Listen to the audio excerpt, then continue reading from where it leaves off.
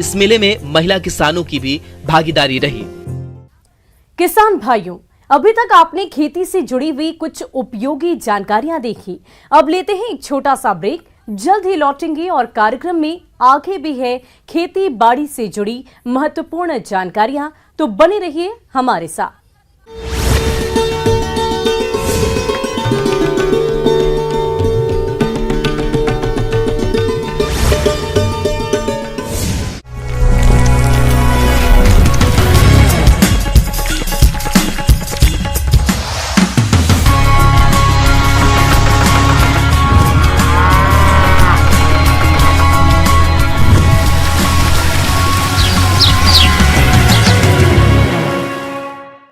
और ब्रेक के बाद आप सभी दर्शकों का अन्नदाता में स्वागत है। चलिए अब रुक करते हैं अगली कड़ी की ओर।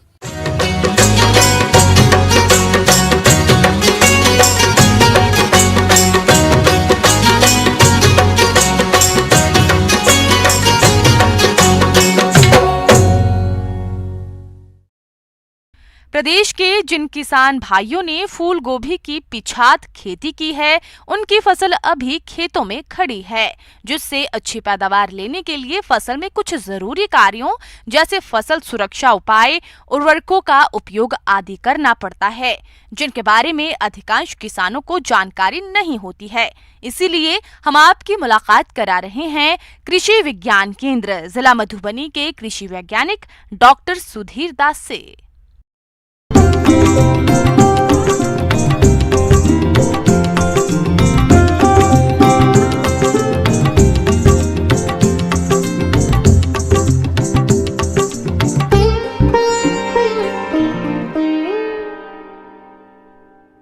किसान भाई जो हमारे अभी देख रहे हैं कि जो हमारे किसान भाई का गोभी लगी हुई है, तो इसमें पिछात गोभी भी है और मध्यकालीन भी गोभी है, और आगात का जो गोभी हमारे किसान भाई लगाए थे वो हार्वेस्टिंग के स्टेज में है और अंतिम पड़ाव पर है।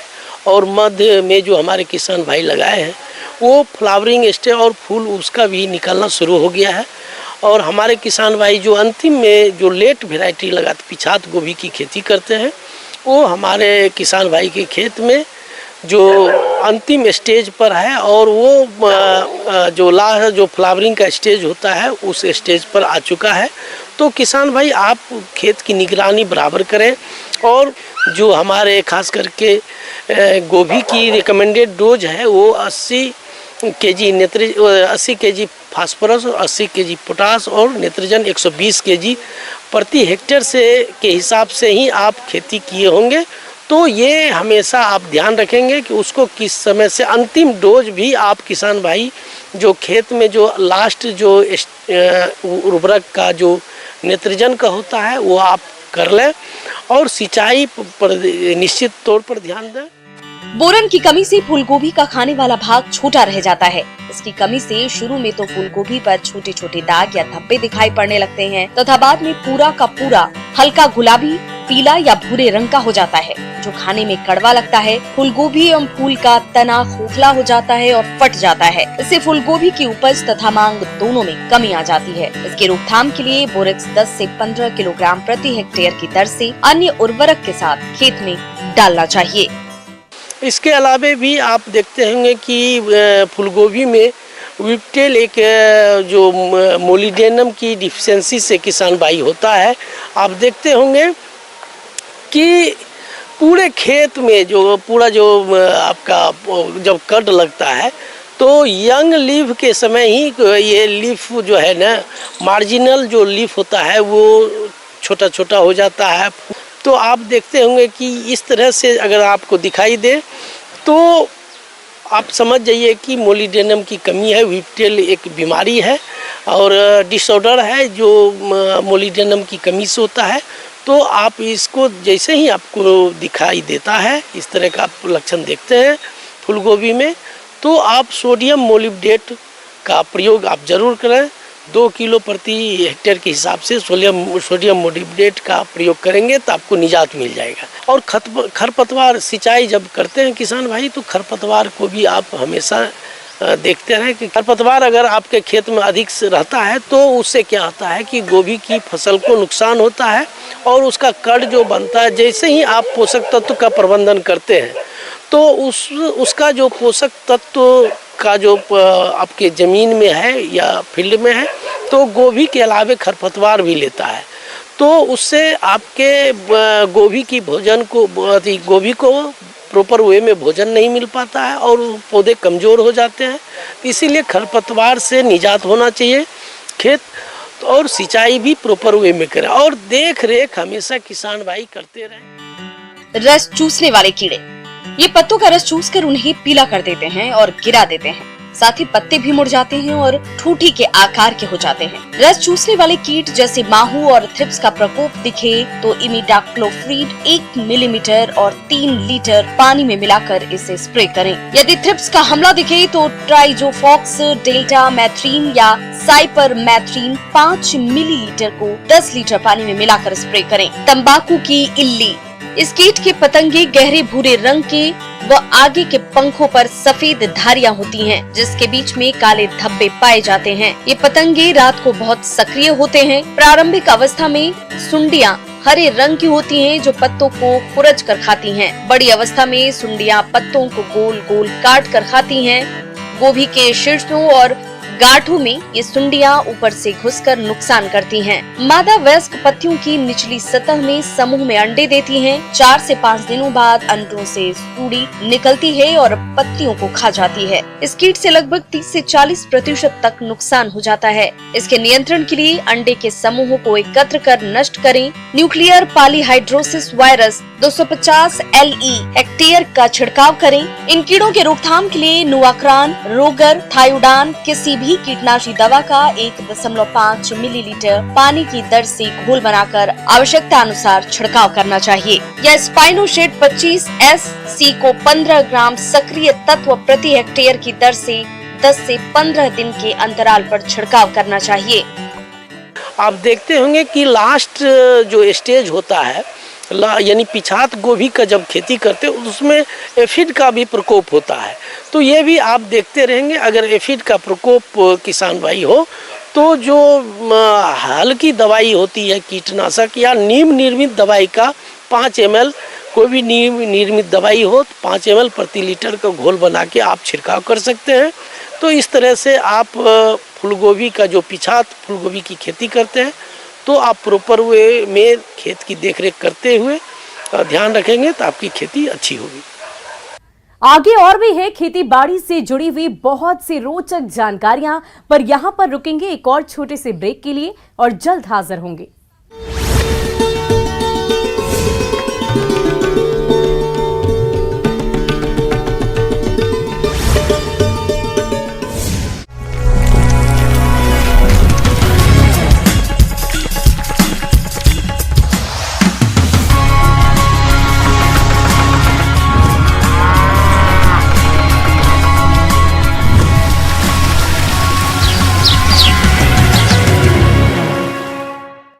और ब्रेक के बाद एक बार फिर से आप सभी दर्शकों का अन्नदाता कार्यक्रम में स्वागत है।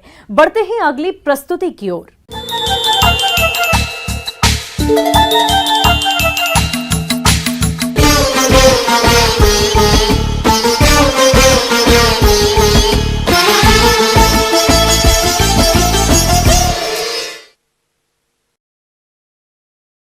प्रदेश के जिन किसानों ने बोरो धान की रोपाई समय से कर दी थी, उनकी फसल अभी बढ़वार की अवस्था में है। ऐसे में फसल की बढ़वार सही तरीके से होती रहे और फसलों में किसी प्रकार की कीट व्याधियां न लगे, इसके लिए फसल की देखरेख सही तरीके से करने की जरूरत है, जिसके बारे में बता रहे हैं कृषि विशेषज्ञ शिव कुमार।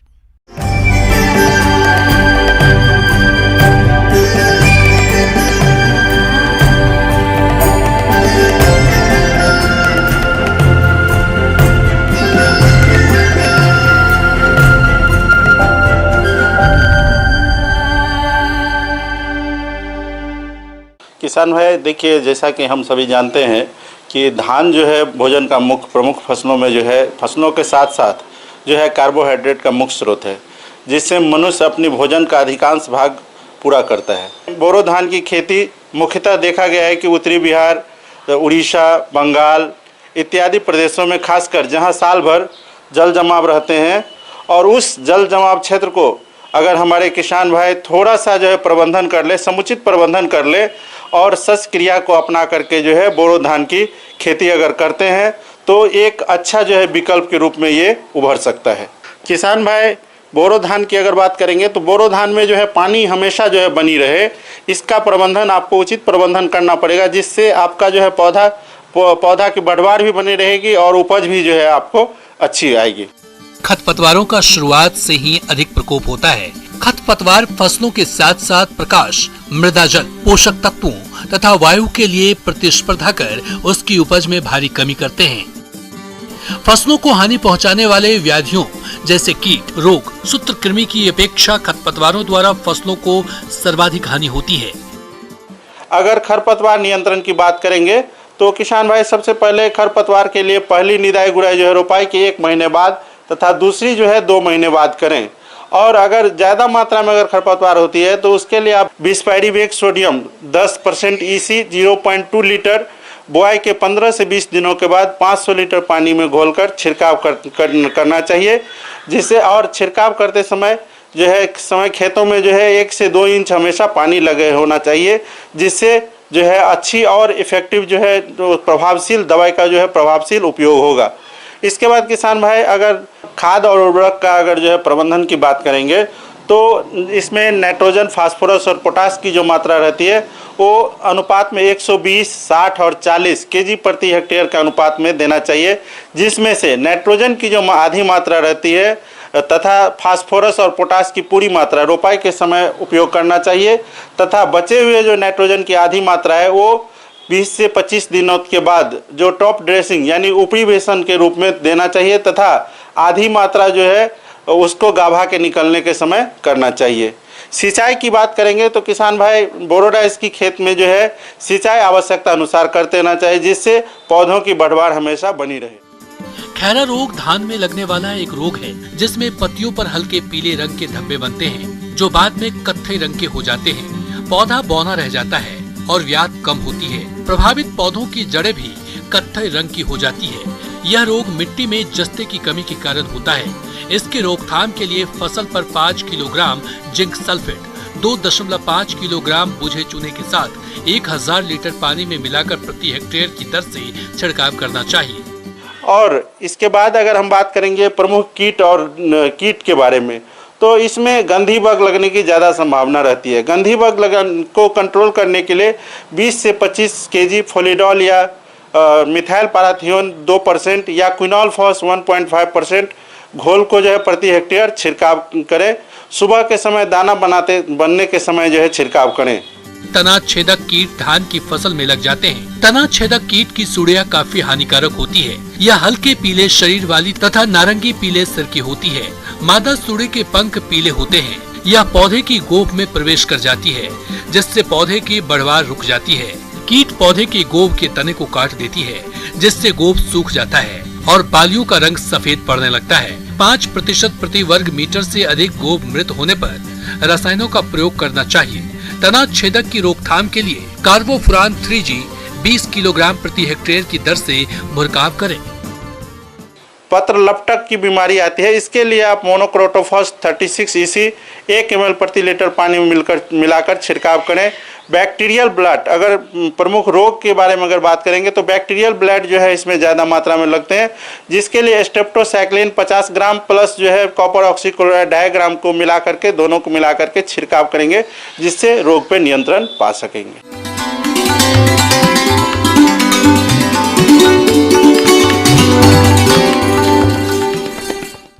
अन्नदाता हेल्पलाइन निशुल्क फोन संपर्क सेवा के माध्यम से आपके द्वारा पूछे गए प्रश्नों में से 1 या 2 महत्वपूर्ण प्रश्न को हम अपने कार्यक्रम में शामिल करते हैं और इसी के तहत आज किसान का सवाल और उसका जवाब कुछ इस प्रकार है। आज की अन्नदाता हेल्पलाइन में हमने जिस प्रश्न को शामिल किया है उसे पूछा है गांव फुलवारी जिला पटना के अवधेश सिंह ने। आपने गन्ने की नर्सरी तैयारी पर जानकारी चाहिए है, तो इसके लिए देखिए कार्यक्रम का यह अंश। ये गन्ने के पौधे नर्सरी जो तैयार हो रहे हैं, जो किसानों को अभी बहुत ही लाभप्रद होगा, उस काम में जुड़ा हुआ हूँ। ईख अनुसंधान संस्थान द्वारा विगत 2 साल में बहुत अच्छे काम किए गए हैं, बहुत से अच्छी वैरायटियाँ निकली है। क्योंकि सीड का जो प्रसार है ना वो बहुत कम होता है गन्ना में। एक गन्ना ले जाएंगे तो 10 गुना ज़्यादा से ज़्यादा बढ़ेगा, लेकिन हमने और इस तकनीक ने एक ऐसी बहुत अच्छा विस्तार का तकनीक बना लिया है जो एक गन्ना से कम हम 15 से 20 गन्ना का पौधा बना लेते हैं। और ये अगर जाड़े में करते हैं तो और अच्छी होती है, और इसका सेटिंग भी अच्छा होता है और सूट भी बहुत ज़्यादा निकलते हैं। आमतौर पर जब गन्ने की नई किस्में विकसित होती हैं तो शुरुआती दौर में किस्मों की उपलब्धता सीमित होती है, जबकि सामान्य तौर पर गन्ने की खेती के लिए कुंटलों में बीज की मात्रा लगती है। ऐसे में सभी के लिए बीज उपलब्ध नहीं हो पाता। अगर किसान नई किस्मों के कुछ बीजों की जुगाड़ कर लें तो इससे वो बड़ चिप विधि द्वारा गन्ने की पौध तैयार करके कम गन्ने से अधिक पौध तैयार कर सकते हैं। इसमें करना क्या है, हम पूरा गन्ना का अगर हम गिनते हैं, एक बार दिखा लीजिए यहाँ, तो जिसमें नोड अगर गिनेंगे तो हर एक गन्ना में 1 2 3 4 5 6 7 8 9 10 11 12 13 14 ऐसे अभी तो पूरा मैच्योर नहीं हुआ है, फिर भी हम 25 तक गिन सकते हैं, जिसमें से 15 से 20 जर्मिनेशन दे देता है। तो इसकी एक गन्ना की जो है ना सीड का एक आयु होता है। हम चूँकि युवा अवस्था में अगर ये गन्ना बढ़िया से जर्मिनेशन करेगा तो उसी को ध्यान में रखते हुए हर एक नोड को काट करके अगर हम ट्रे में उगाते हैं, उसमें से उसका रूट भी बनता है, और रूट के साथ अगर हम फील्ड में लगा लेते हैं, प्रॉपर दूरी मेंटेन करते हैं, तो हमारा बढ़वार और यील्ड जो है टनेज में बहुत ज़्यादा बढ़ जाता है। और इसको जो है सरकार बहुत अच्छे से लाइक कर रहे हैं, किसान भी लाइक कर रहे हैं। नर्सरी तैयार करने के लिए सबसे पहले बेस्ट वैरायटी, यानी कि जो अच्छी वैरायटी है जो किसानों के खेत में जाना चाहिए, वो पहले चुनिए। तो जैसे हमारा राजन गन्ना 1 है, या अभी नया राजन गन्ना 2 निकला है, या अन्य जहां जिस क्षेत्र के लिए जो बेस्ट वैरायटी है उसको आप चूज कर लें। किसान इसको लगाएंगे तो हर एक नोड से इस पर जो है आंखें निकल करके बड़े बड़े पौधे निकल आते हैं, उसको काट काट करके लगाया जाएगा। तो ट्रे सिस्टम जो अभी जो नेचुरल फार्मिंग कहते हैं ना, प्लास्टिक का ही कंसेप्ट खत्म हो जाएगा, वो जो हम वर्मी कंपोस्ट वगैरह दे वो भी खत्म हो जाएगा। ये बहुत अच्छा नेचुरल फार्मिंग में शिफ्ट होगा। इस नई तकनीक सस्टेनेबल शुगरकेन इनोवेटिव यानी बडचिप तकनीक से पौध तैयार करने के लिए गन्ने की आंख सहित छोटे छोटे टुकड़ों में काटा जाता है। इनकी कटाई के लिए जो यंत्र उपयोग में लिया जाता है उसे बडचिप कहते हैं। इस यंत्र की सहायता से गन्ने को इस प्रकार काटते हैं कि प्रत्येक टुकड़े में एक आंख मौजूद रहे। फिर इन टुकड़ों को फफूंद नाशक दवा के घोल में कम से कम 20 मिनट तक उपचारित करते हैं। ट्रे का व्यवस्था करना है, एक प्लास्टिक ट्रे है, और सॉइल कंपोजिशन बनाना पड़ेगा जिसमें वर्मी कंपोस्ट और सॉइल मिक्सचर बनाना पड़ता है, जिसमें 80-20 का रहता है, वो कर लेंगे। इसके बाद जब काटेंगे, एक हमको एक कटर चाहिए, सिंगल बड कटर चाहिए मशीन। सिंगल बड कटर मशीन से हम एक एक काटेंगे, और पॉट जो है वो ट्रे जो है उसके हर एक पिट में हम उसमें डाल देते हैं। इसके लिए 3 भाग कोकोपिट, 1 भाग परलाइट या वर्मीकोलाइट को मिलाकर मिश्रण तैयार करते हैं। फिर ट्रे में गन्ने की उपचारित बड को रखकर ऊपर से मिश्रण को भर देते हैं। फिर हजारे के द्वारा सिंचाई कर देते हैं। बुआई के बाद ट्रे को जमाव के लिए पॉली हाउस में रख देते हैं। इसके अलावा हमारे जिन किसान भाइयों के पास प्रो ट्रे उपलब्ध नहीं है, वो प्लास्टिक बैग में भी गन्ने की नर्सरी तैयार कर सकते हैं। इसके लिए 1 भाग मिट्टी, 1 भाग वर्मी कंपोस्ट और 1 भाग बालू लेकर प्लास्टिक बैग में भर देते हैं। भराई करने के बाद उसमें नमी बनाए रखने के लिए हजारे के द्वारा सिंचाई कर देते हैं। सिंचाई करने के उपरांत बैग में बड की बुआई करके उसे शेड नेट, पॉली हाउस, छप्पर के नीचे या फिर किसी सघन पेड़ के नीचे रख देते हैं। नर्सरी को आप खुले प्रक्षेत्र या पॉली हाउस अथवा ग्रीन हाउस में इसे तैयार कर सकते हैं। पॉली हाउस अथवा ग्रीन हाउस में नर्सरी तैयार करना खुले के स्थान अपेक्षा अधिक फायदेमंद होता है। सिंचाई, निश्चित तापमान, आर्द्रता एवं नमी मिलने की वजह से साधारण रूप से उगाए गए पौधों की अपेक्षा इसमें गुणात्मक और परिणात्मक रूप से पौधे काफी बेहतर होते हैं। और ये 15 से 20 दिन में अंकुरन बहुत अच्छा हो जाता है, 2-3-4 पत्तियां आ जाती है। बाद में हम इनको क्या करते हैं 1% यूरिया सोल्यूशन से फिर देते हैं 15-20 दिन के बाद, तो बहुत अच्छा हरा हरापन है। और कोकोपीट बहुत ही अच्छा इसमें रहा, ऊपर से कोकोपीट दे देते हैं तो सॉइल मिक्सचर का ये बहुत ही अच्छा जमाव होता है उसमें उसके रूट का। और आप अगर ऐसे खींचेंगे तो उस पॉट से आराम से एक पौधा निकल आता है रूट सहित, और आप आराम से प्लांट कर सकते हैं खेत में। और उसके लिए मशीन भी आया हुआ है, वो आप देखेंगे मैकेनाइज है ये, तो मैकेनाइज कटिंग हो जाएगा, मैकेनाइज इसका ट्रांसप्लांटिंग हो जाएगा, तो जो भी लेबर पर कॉस्ट है वो भी बचेगा।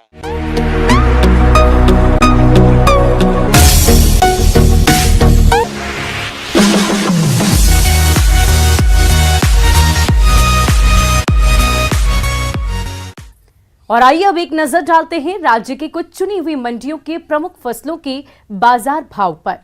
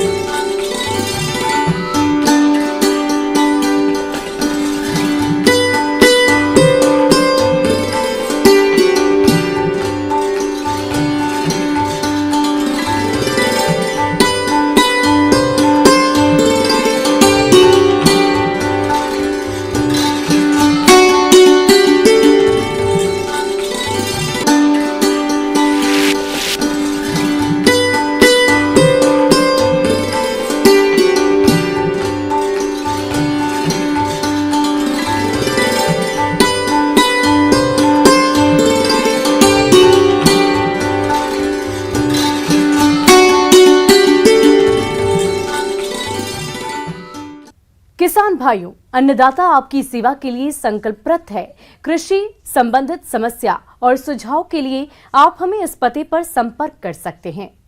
प्रोड्यूसर अन्नदाता, news 18 Bihar Jharkhand, Ramoji film city, Hyderabad 501512। और साथ ही आप हमें ईमेल भी कर सकते हैं।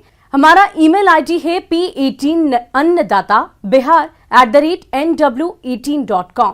इसके अतिरिक्त आप हमें निःशुल्क हेल्पलाइन नंबर 180088921663 पर सोमवार से लेकर शनिवार सुबह 10 बजे से शाम 4 बजे के बीच संपर्क कर सकते हैं। किसान भाइयों, अब समय हो रहा है आपसे विदा लेने का, तो हमारी अन्नदाता टीम को दीजिए इजाजत। कल फिर आपसे मुलाकात होगी कृषि संबंधित कुछ और महत्वपूर्ण जानकारियों के साथ। नमस्कार।